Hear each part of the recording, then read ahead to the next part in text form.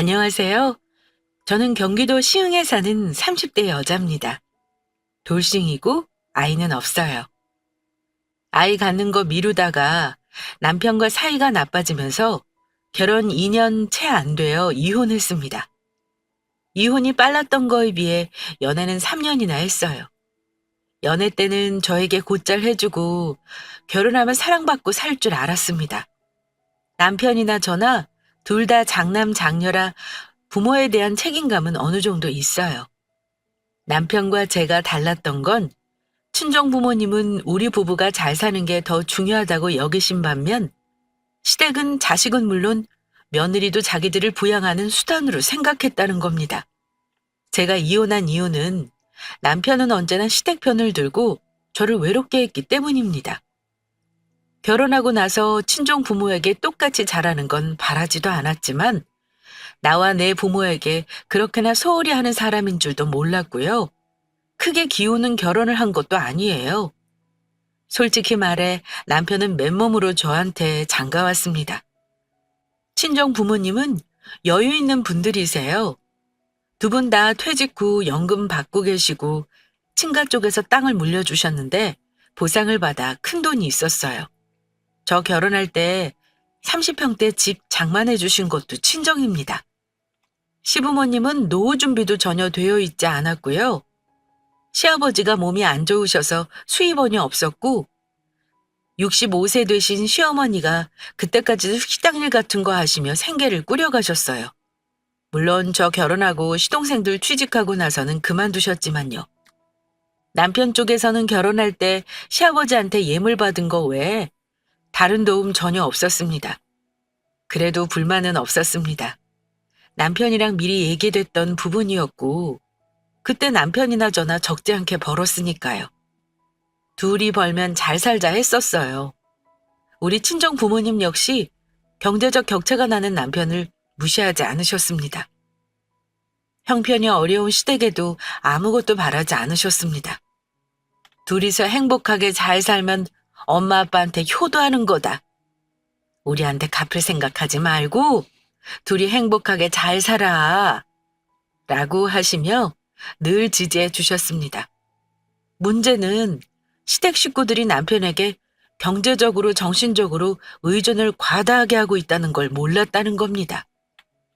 남편은 3남매 중 장남이었는데 어찌나 책임감이 투철한지 결혼하고 나서도 시댁 식구들이 원하는 걸 전부 감당하려 했습니다. 저한테 자주 했던 말이 있는데요. 자기 부모님은 세상에서 제일 고생을 많이 하고 자식들을 위해 애쓴 부모라고 늘 안타까워했었어요. 내가 이만큼 사는 게 다 우리 부모님 덕분이야. 동생들 시집 장가 갈 때까지는 내가 지원해주고 도와줘야 해. 당신도 이건 불만 갖지 말았으면 해. 그동안 부모님 고생만 하신 거 내가 갚아드리고 싶어. 우리 아버지 아프신데 앞으로 살면 얼마나 사시겠어? 당신 마음은 충분히 알겠어. 그렇지만 결혼했으면 우리 부부가 먼저잖아. 큰돈 쓰려면 나한테 꼭 말해주고 상의했으면 해. 당신 부모님 용돈 드리는 거 불만은 없지만 결혼 전처럼 시동생들까지 챙기는 건 오버야. 다들 앞가림 하는데 이제는 알아서 해야 하는 게 맞아.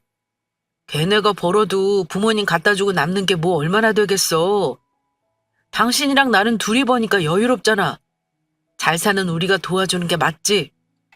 남편은 우리 부부가 우선이라는 저의 말에 동의하지 않았습니다. 남편과 이런 대화를 하면 저는 속이 답답했습니다. 솔직히 말해 남편이 윤택해진 건 결혼 후 저의 덕입니다. 대출도 없죠? 집도 있는 데다 애 없으니까 큰돈 쓸 일도 없고요. 게다가 월급은 각자 관리하고 공동생활비를 냈으니 자기 쓸 돈으로 계속 시댁에 퍼주고 싶어 했습니다. 그야말로 세상에 둘도 없는 효자가 우리 남편이었네요. 왜 효자 남편과 살면 힘들다는 말이 있죠? 효자는 좋은 의미임이 분명한데 왜 남편이라는 말과 합쳐지면 여자들은 기겁을 하는 걸까요? 아마 직접 겪어보신 여자분들이라면 아실 겁니다. 왜 효자 남편과 이혼하는 일이 흔한 일이 되었나 생각해 보니까요. 이혼하고 깨달은 거지만 가장 큰 이유는 결혼하면서 새로 꾸린 본인의 가정과 결혼 전 본인이 속해 있던 가정을 분리하지 못해서 생기는 것 같아요. 결혼 전에는 자기 엄마와 형제들이 우선순위였어도 결혼 이후에는 자기 와이프와 자녀가 우선순위가 되어야 하는 건데 전 남편은 그걸 못했습니다. 부모나 자기 형제보다 부부를 우선순위에 두지 않아 저와 끊임없이 갈등이 일어났던 거죠. 저는 받은 거 없어도 장남이라고 바쁜 남편 대신에 그나마 시간적으로 자유로운 제가 참 멍청하게도 시가 식구들 챙기려고 결혼 초반에 많이 노력했습니다. 막내 시누이는 오빠들 때문에 차별당하고 많다며 불만이 많아서 시어머니랑은 정없이 기본 도리만 하며 지내는 것 같았고요. 남편과 둘째 시동생은 나름 부모 지원 받아가며 대학교 졸업하고 취업도 잘해서 늘 시어머니의 자랑거리였습니다. 살면서 눈치챈 거지만 취직 후 결혼 전까지 시동생 학비를 보태느라 돈을 모은 게 없었던 거였어요. 그래도 시동생이 회사에 취직하고 시누이도 취직해서 자기 앞가림을 했으니까 장남 노릇은 어느 정도 벗어난 거 아닌가 내심 생각했어요. 하지만 제 생각과 달리 결혼하고 나서 시댁은 남편에게 더 의존하는 정도가 심해져 갔습니다. 한 가지 기억에 남는 일이 있었는데요. 결혼 초반에 어머니 생신 때 가족 모두 한우 집에서 외식을 한 적이 있습니다. 시댁 가족과 우리 부부뿐만 아니라 시동생은 자기 만나는 여자까지 데려왔었어요. 다 먹고 나서 거의 70만 원 돈이 나왔는데 저는 당연히 형제들이 돈을 합쳐 같이 내는 줄 알았어요. 그런데 보통은 형제들이 나중에 따로 돈을 보내줄 생각을 하는 게 정상 아닌가요? 1, 20만 원이라면 우리가 내도 상관없지만 70만 원은 큰 돈이잖아요. 그런데 시동생도 그렇고 시누이도 그렇고 남편에게 이러더라고요. 잘 먹었어, 형. 오래간만에 비싼 고기로 배 좀 채웠네. 오빠, 너무 큰 돈 쓰는 거 아니야? 결혼하니까 좋긴 한가 봐. 이렇게 비싼 데서 밥도 사주고. 우리야 좋지만 말이야. 언니, 다음에는 호텔 뷔페로 가요? 이제 고기 굽는 건 좀 힘드네요. 여기서 그만한 돈 쓰나 호텔 가서 쓰나 비슷하잖아요. 이러면서 잘 얻어먹었다는 인사치레를 하는 겁니다. 시동생과 아가씨의 허튼 소리를 듣고 남편은 뭐가 그리 기분이 좋은지 이러더라고요. 그래, 많이 먹었냐? 니들이 좋아하니까 나도 기분이 좋네. 황당했지만 처음이니 남편에게 따로 얘기하고 싶은 거 참고 넘겼어요. 둘 다 취직한 지 얼마 안 되었으니 돈이 없나 보다 이해하려 했습니다. 물론 우리 부부는 어머니 생신이라고 때로 용돈도 챙겨드렸으니까 100만 원이 넘게 나간 셈입니다. 하지만 그건 시작일 뿐이었습니다. 남편은 결혼하고 나서 경제적으로 더 여유가 있게 되니 시댁에 가면 무슨 재벌이라도 되는 듯이 지갑을 열곤 했습니다. 부모님에게 용돈을 드리는 건 그나마 이해합니다. 그런데 취직하고 회사 다니는 시동생들한테 대체 용돈까지 왜 주는 건지 이해가 안 갔어요. 더욱 황당한 건 시동생과 시누이는 남편이 지원해주는 걸 또 당연하게 생각합니다. 저는 기브앤테이크라는 말은 부모 자식 간이든 형제 사이든 예외 없이 적용되는 말이라고 생각해요. 가는 게 있으면 작은 거라도 돌아오는 게 있어야 사람 마음이 치사해지지 않는 겁니다. 하지만 시동생과 시누이는 우리 집에 뻔질나게 들고 올 때부터 양손 가득 뭘 들고 가면서도 사과 하나를 사온 적이 없습니다. 뭐 거기까지도 참고 넘어갔습니다. 지금껏 남편 가족의 생활 방식이 그랬으니 제가 뭐라고 할 수도 없는 노릇이었고요. 다만 정상적이지 않다는 건 남편도 알 필요가 있겠다 싶어 제가 지켜보다가 아니다 싶어 얘기는 했어요. 여보, 나는 당신을 보고 결혼한 거니까 당신 인생을 같이 책임질 수는 있어. 하지만 그건 당신만이야.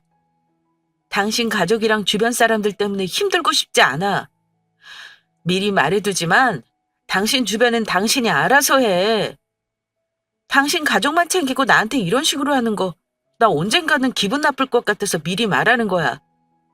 그럼 나는 이혼도 생각할 수 있어. 남편 가족 문제로 나를 힘들게 하면 이혼도 생각할 수 있다는 제 말에 조금 뜨끔하는 것 같았지만 그뿐이었습니다.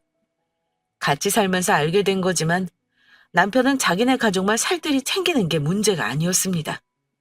제가 자존심 상하고 속상했던 건 남편이 눈에 띄게 자기 식구와 우리 친정 부모님을 차별했다는 겁니다. 결혼하고 첫 생신 때 자기 부모는 성대하게 100만 원이 넘어가도록 쓴 인간이라 혹여 우리 부모님한테 오버할까봐 미리 그러지 말라고 얘기한 적이 있었어요. 당신 다음 주 우리 아빠 생신 때 어머니 때처럼 할 필요 없어. 용돈은 내가 따로 챙길 테니까 집 근처 깔끔한 한정식만 당신이 예약 좀 해놔. 괜히 부담 가질까봐 얘기하는 거야? 그랬더니 남편은 전혀 고민도 한 적이 없다는 듯 이런 말을 하더라고요. 여보, 한정식 집이면 1인당 최소 3만 원은 하지 않아? 처제 둘이랑 우리까지 하면 거의 20만 원 돈인데 무슨 한 끼 식사에 돈을 그렇게 놨어? 당신이 내놓은 거면 몰라도. 남편이 20만 원 쓸 걱정부터 하길래 너무 황당했죠. 아니, 지금 당신 20만 원이 많다는 거야? 당신 부모 생일에 100만 원 돈 쓴 거 잊었어? 내가 비싼 돈 쓸까봐 그럴 필요 없다고 한 건데 뭐가 어째? 당신 부모만 부모냐? 장인어른이랑 장모님은 여유가 많으시잖아. 평소에 더 좋은 데 많이 다니시는데 꼭 그래야 해? 자식들 부담되는 거 알면 오히려 그냥 집에서 하자 하실 것이지 왜 시카제? 그럼 처제들이랑 얘기해서 얼마씩 돈 걷자 그래.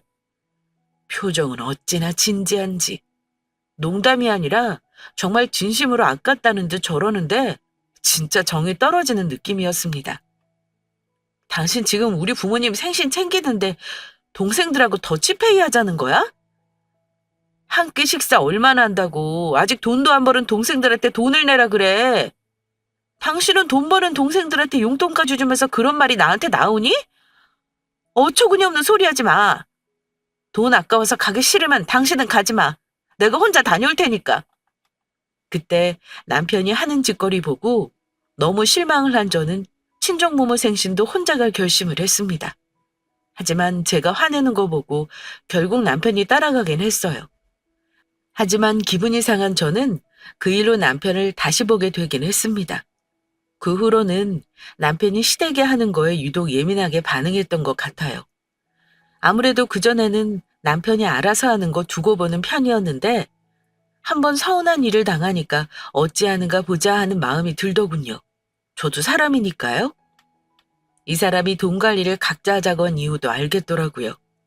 이 인간은 극도로 경제관념이 강하고 돈에 대한 집착이 있어서 남에게 쓰는 돈은 엄청 아껴요.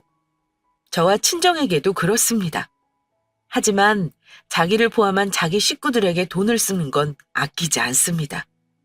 저도 아끼는 거 좋아하고 절약하는 거 나쁘지 않다고 생각해서 괜찮다고 생각했는데 결혼해서 살면서 저와 친정에게도 너무 인색하게 구는 것 같아서 섭섭하더군요.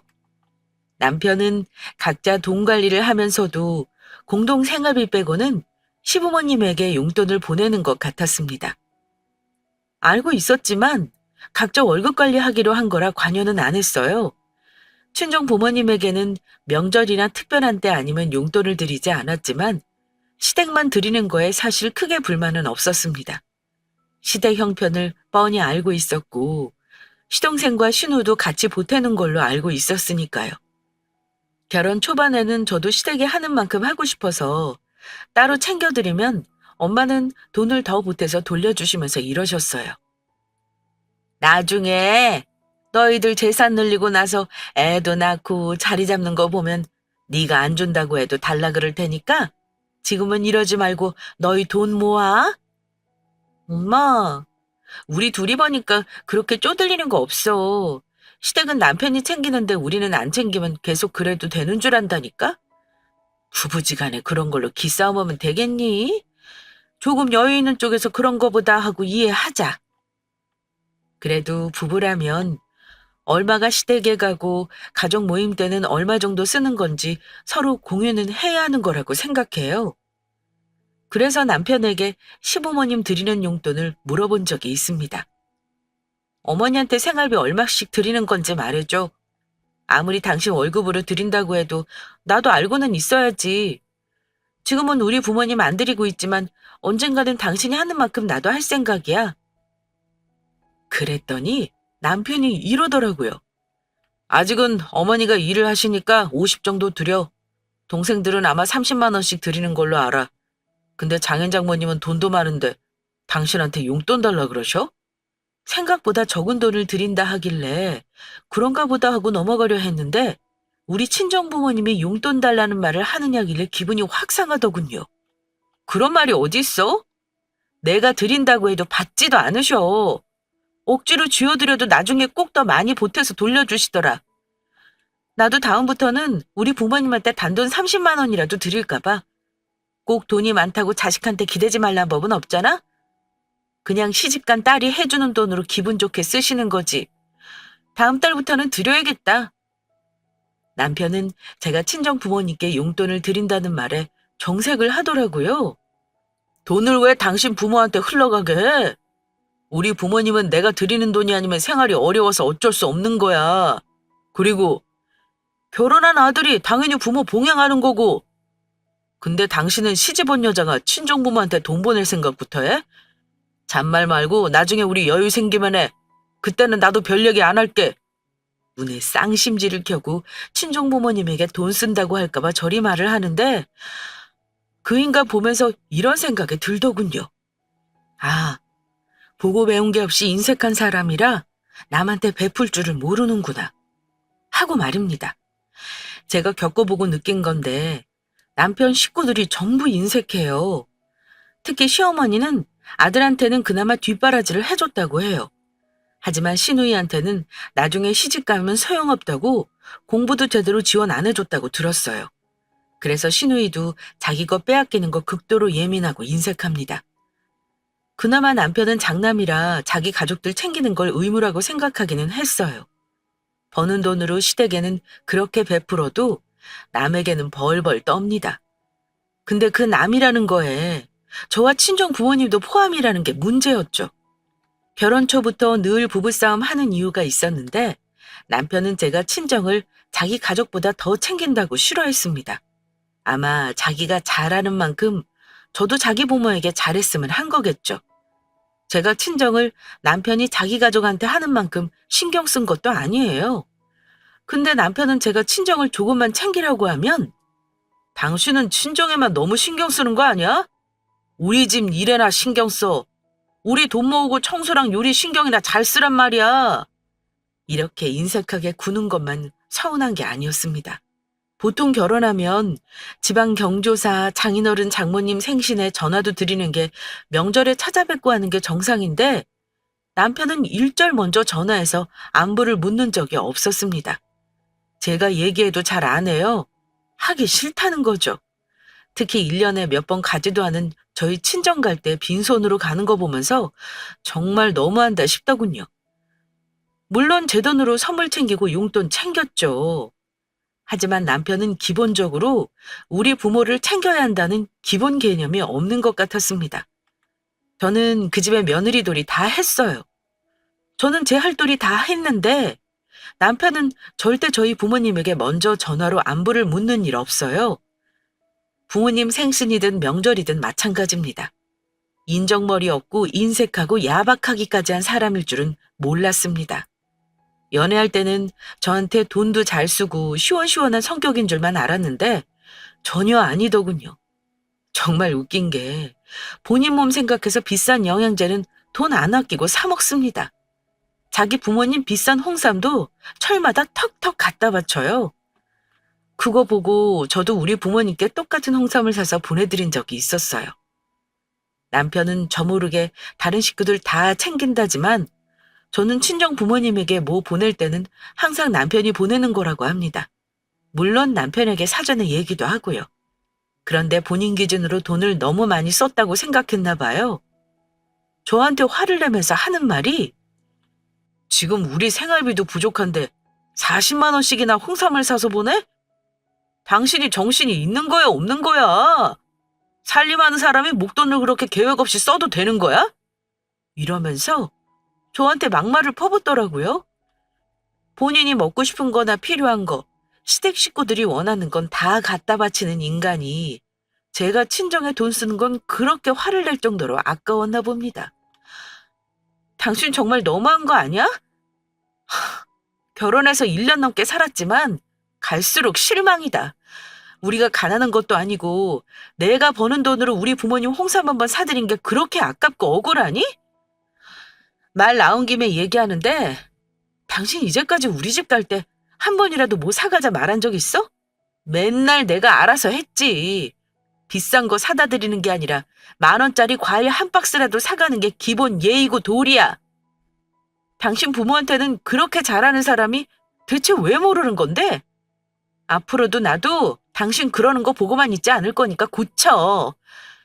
당신 인색한 거 우리 엄마한테 말 안 하고 당신 감싸주는 것도 한계가 있다 이거야. 전에도 말했지만 당신이랑 나랑 똑같다고 생각하지 마.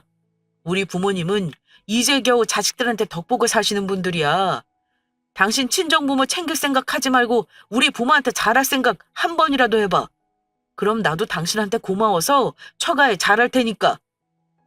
제가 분노하는 거 보면서 남편은 또 출가 외인을 운운하며 자기 부모님은 그동안 누린 게 없이 어렵게 산 분들이기 때문에 우리 친정 부모님과는 다르다는 개소리를 하더군요.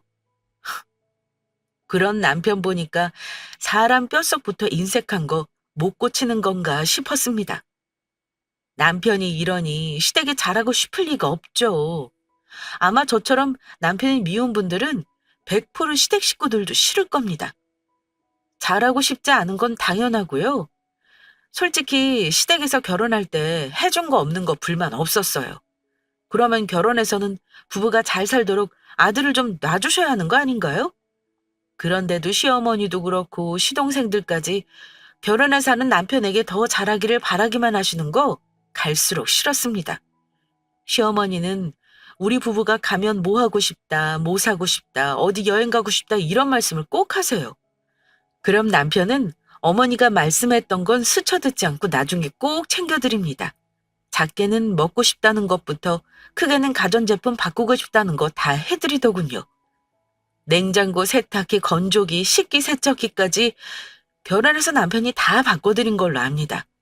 그런데 점점 도가 지나치다 싶더니 한 번은 어머니가 저와 남편을 부르시고는 큰 부탁 하나 들어달라며 이런 말씀을 하시더라고요. 두 달 후가 나랑 네 아버지 결혼 35주년인 거 혹시 아니? 어머니가 딱 한마디 하셨지만 저는 이미 그 질문을 하는 어머니 우유중을 눈치챘습니다.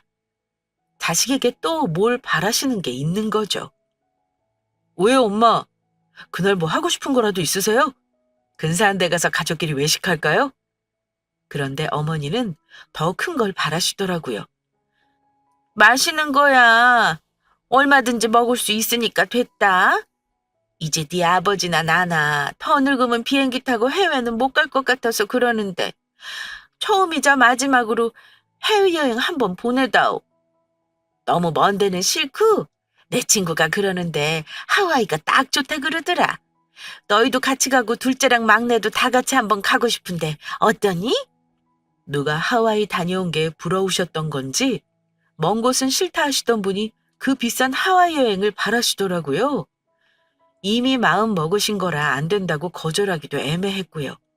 다른 여행지를 권해볼까 머리를 굴리고 있었는데요. 남편은 아주 시원스럽게 대답을 하더라고요. 엄마, 하와이 가고 싶으셨어요? 당연히 보내드릴 수 있죠. 가족끼리 여행 가고 맛있는 거 먹으려고 돈 버는 건데요. 여보, 당장 내일부터 여행사 알아봐. 미리 알아봐야 좀 더 싸지? 저는 황당해서 대답도 못하고 남편을 쳐다봤습니다. 그런데 어머니가 저를 보고는 기분 나빠하시며 역정을 내시더라고요. 너는 왜 그러니? 뭐 못마땅해? 남편이 능력 좋아서 부모랑 동생들 다 데리고 여행 간다고 하면 고맙습니다 하고 따라 나서면 될 것이지. 뭐 그리 불만 가득한 표정으로 앉아있느냐는 거야. 어머니는 제 표정을 보고 눈치를 채시고는 저렇게 타박부터 하셨습니다. 네, 어머니. 이 사람이 자기 돈으로 여행 경비 다 할 생각인가 보네요. 저야 좋죠 뭐. 남편 덕에 하와이도 한 번 더 가보고요. 머릿속으로 계산기 두드려봤지만 아무리 적게 계산해도 우리 가족들 다 끌고 가는 비용은 1,000만 원이 넘게 나올 듯 했습니다. 하지만 남편이 결정한 거니까 당연히 자기 돈으로 감당하겠거니 했어요. 그런데 그날 집에 가면서 이 인간이 저한테 한다는 말이 당신은 절반만 보태. 내 동생들도 아마 조금씩 보탠다고 할 거야. 당신도 가는 거면 당신 경비는 부담할 생각 있었을 거 아니야. 경비 절반 당신이 부담하면 나도 부담 적어서 좋지 뭐. 여행사는 당신이 알아볼래? 이러길래 저는 단칼에 싫다고 했습니다. 그럴 거면 나 안 갈게. 나는 별로 가고 싶은 생각도 없어. 나 안 가면 돈 안 보태도 되는 거지? 당신 가족들끼리 오붓하게 가는 게 더 좋을걸? 나 끼면 도련님이랑 아가씨나 불편할 거 아니야. 당신 마음대로 정한 거니까 당신이 동생이랑 알아서 부담해. 난 안 가. 그런데 제가 안 간다는 말을 하자 남편은 불같이 화를 내더라고요. 당신은 이 집 식구 아니야? 우리 식구끼리 가라니 무슨 개소리야. 당신 설마 돈 보태기 싫어서 그래? 정 부담되면 3분의 1만 보태던가. 굳이 분위기 망치는 나를 데려가려는 건 뭐야? 난 안 가고 돈도 내기 싫다니까? 그럼 우리 부모님이 얼마나 서운하시겠어. 장가간 아들이 혼자 따라가면 어머니가 좋아하시겠냐고. 고집 부리지 말고 내 말대로 해. 이번에 당신이 도와주면 나도 당신 부모님 모시고 여행 한번 다녀올 테니까. 남편은 우리 친정 부모님을 갑자기 얘기하면서 저와 협상을 하더라고요. 근데 남편이 우리 친정 부모님 여행 같이 가겠다는 말을 들으니 그때는 제가 한번 수그리고 남편에게 말했습니다. 그래? 당신 그 말 지켜야 해. 당신 식구들하고 하와이 다녀오면 우리 부모님도 일본이나 태국 여행 같이 가는 거다? 우리 부모님도 말씀 안 하시는 것뿐이지 결혼한 딸 내외랑 가까운 곳이라도 여행 다녀오고 싶으셨을 거야. 가을쯤에 가는 걸로 하고 돈 모아보지 뭐. 알았어. 그건 그때 가서 생각하자. 그럼 당신도 여행 경비 보태는 거다? 그때 그 인간 말에 홀랑 속아 경비를 보태겠다고 한 제가 바보라는 건 여행 가서 바로 알았습니다. 남편 놈은 자기 부모님 여행 경비 감당하는 게 부담되니까 저를 그냥 끼워서 데리고 간 거였어요. 여행 가기 전부터 시어머니가 들뜨셨는지 저를 오라가라 하시며 옷 쇼핑을 하시는 것부터 느낌이 안 좋았습니다. 여행 짐 싸면서 뭐 그리 고추장에 햇반에 김은 챙기시는 건지 여행 가기 전부터 고난의 행군이 될 거라는 게 딱 예상이 되더라고요. 아니나 다를까 여행 출발하자마자 저는 시댁 식구들 짐꾼에 사진기사에 각종 경비 결제를 도맡아는 총무 역할까지 해야 했습니다. 저는 여행 경비로 절반을 보탰어요. 당연하게 경비는 1,000만 원이 넘게 들었고 시동생 시누이도 경비를 보탰다고 생각했습니다. 적어도 본인들 비행기 값은 냈는 줄 알았어요. 그런데 시누이가 속없이 저에게 하는 말을 듣고 정말 기절할 뻔했습니다. 새언니, 오빠가 언니랑 결혼하더니 진짜 여유가 많아졌나 봐요. 하긴 그전에는 버는 돈 다 엄마 들였거든요. 물론 지금도 한 달에 100만 원씩 들이지만 결혼 전에 비하면 적은 돈이니 부담이 없겠죠. 어쨌든 이번 여행 오빠가 전에 부담한다길래 걱정했는데 오빠가 굳고 돈을 안 받으려고 하더라고요. 언니랑 오빠 덕에 남들 신혼여행으로 간다는 하와이도 가고 진짜 고마워요, 언니. 시누이가 묻지도 않은 말을 술술 하는 거 들으면서 두 가지 남편의 거짓말을 알았습니다. 하나는 그동안 시댁에 주는 생활비를 거짓말하고 있었다는 것과 여행 경비 나머지를 본인 돈으로 전부 감당했다는 거요. 시동생과 신우는 10,000원 한 장 보태는 거 없이 공짜로 여행을 따라왔다는 거 아니 속이 뒤집어질 지경이었습니다. 시댁의 남편이 나 모르게 퍼주는 돈도 돈이지만 그동안 적어도 부부지간의 거짓말은 안 하고 살았다고 생각했는데 저 몰래 자기 식구들을 더 챙겼다는 거에 너무 화가 났습니다. 그래도 여행지에서 제 기분대로 행동할 수 없어 참고 또 참아가며 그 집 종년 노릇 다 해주고 돌아왔습니다. 그 정도면 저는 할 도리는 다 했다고 생각했어요.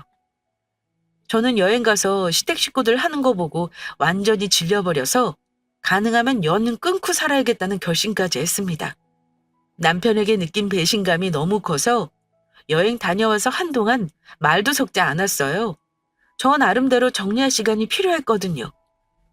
결혼 기간이 짧을 경우 이혼 방법은 뭐가 더 나에게 유리한지도 알아봤고요. 한두 달쯤 흘렀나?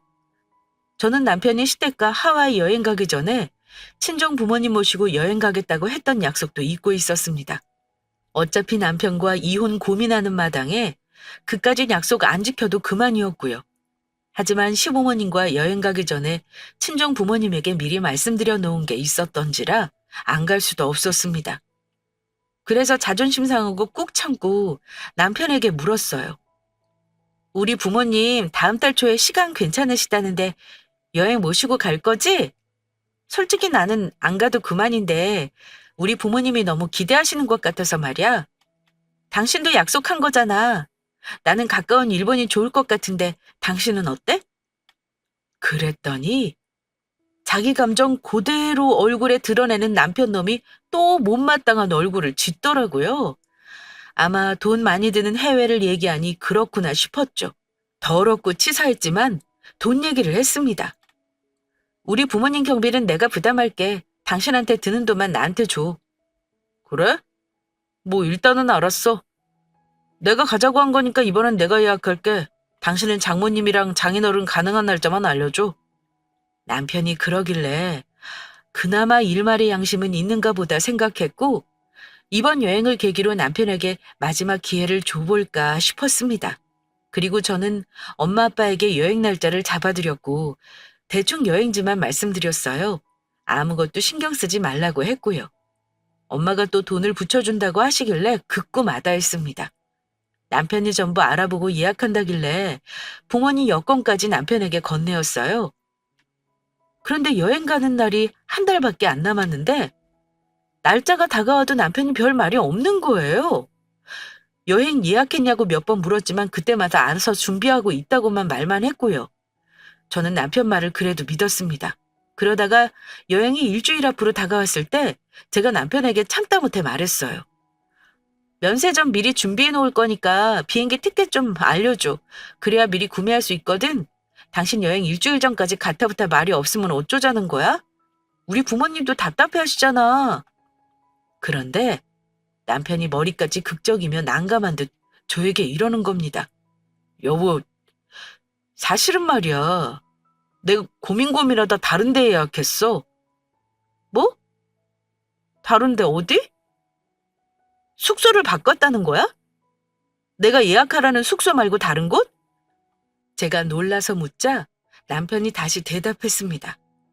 아니, 그런 게 아니라 일본 여행이 아니라 국내 여행이 나을 것 같아서 내가 바꿨어. 지금 날씨에 춘천 좋잖아. 굳이 해외를 가야 하는 이유가 있어? 우리나라도 좋은 곳이 얼마나 많은데.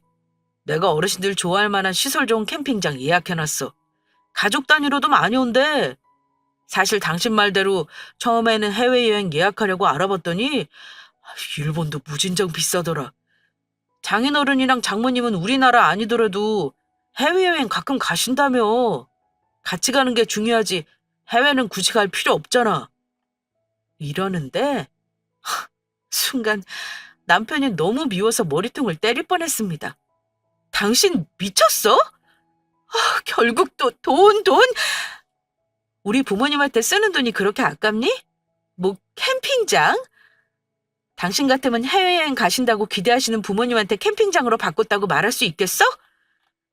당신 진짜 너무한다. 여행이고 뭐고 다 때려치워. 억지로 갈 필요 없어. 예약한 거 취소하면 다 환불도 못 받아. 당신이 말씀 못 드리겠으면 내가 장모님께 말할게.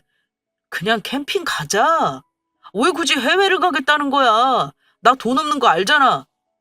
그걸 말이라고 해? 내가 알아서 할 테니까 집어쳐. 다시는 우리 부모님한테 연락하지 마.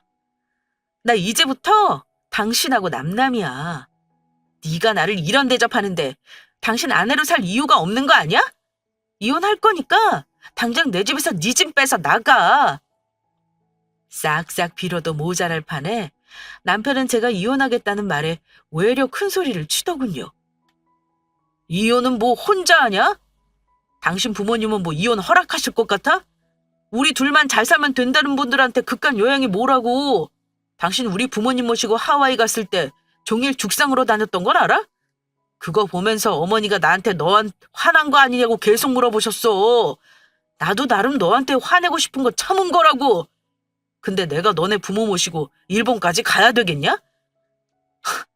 그동안 나랑 우리 부모님한테 짠돌이처럼 인색하게 군 결과는 이혼이야. 알겠니?